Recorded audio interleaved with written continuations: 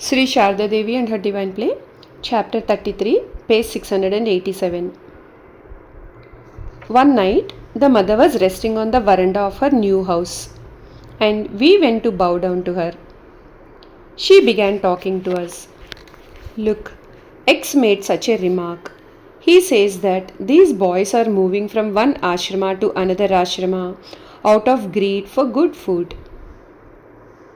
Why would my children and the master's children suffer from lack of food?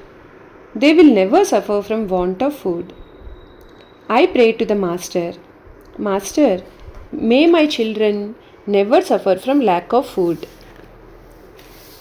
She briefly paused and then said agitatedly, He says that my children move about from ashrama to ashrama because they are gluttons. Why will they not eat well? Those who have attachment will suffer. When the mother initiated a young man into sannyasa, he said to her, Mother, please instruct me how I should lead my life.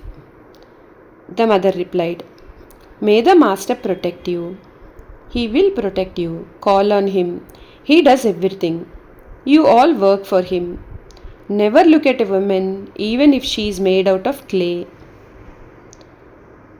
The mother handed over an ochre cloth to a brahmachari and then said with a smile, Now you will be able to sleep happily. Whether you achieve anything or not, from now on you will be able to sleep without disturbance. Another day, in the course of conversation, the mother said, Look, you follow this instruction from the master. Adjust according to time, to person, and according to place and circumstances. Then you will never be cheated or confused. And always give honor to respected persons. Another time, a couple who were devoted to the master came to the mother and prayed, Mother, please bless us so that we might not get entangled in worldly maya. May we practice celibacy and lead a pure life. The mother replied with a smile, What do you say, my children? If you do not have children, how will the number of my devotees increase? One day, after finishing the daily worship, the mother was seated on her asana. Her mind still had not returned to the earthly plane. Suddenly, one of my brother disciples asked, Mother, how do you look on the master? She remained silent for a while and then gravely answered, I look on him as my child. The questioner was astounded. The mother merged into deep silence and I became speechless. Swami Ishanananda also recorded a few of Holy Mother's teachings. There is no wealth equal to contentment and no virtue equal to forbearance. Forget your individuality and try to realize your true nature. How can any harm come to one who always thinks of his or her chosen deity? Do you know how one can develop equal love for all? Do not expect anything from the one you love. Only then can one love everyone equally.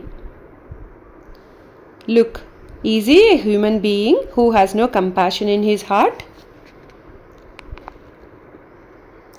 Holy Mother was the ultimate authority for the Ramakrishna order. In case of doubt, dilemma, problem or crisis, the monks sought her advice and the omniscient mother offered solutions. Swami Sharadeshananda described her advice as concise and clear, discreet and practical, affectionate and compassionate. Above all, she taught through her exemplary life. Swami Sharadeshananda's record illustrates this. A head of a center could not control the junior monks who were the mother's disciples. So he sought the mother's advice. She said, The boys have become monks to call on God and make their lives blessed. They are doing their best for the ashrama and will always do so. They are now grown up. Their minds and intellects are developed and they are aware of right and wrong, good and bad. Under such circumstances, if they proceed to work independently, you should not be an obstacle to their path. However, if you stop them, they will not be able to continue working permanently under you, going through mental privations.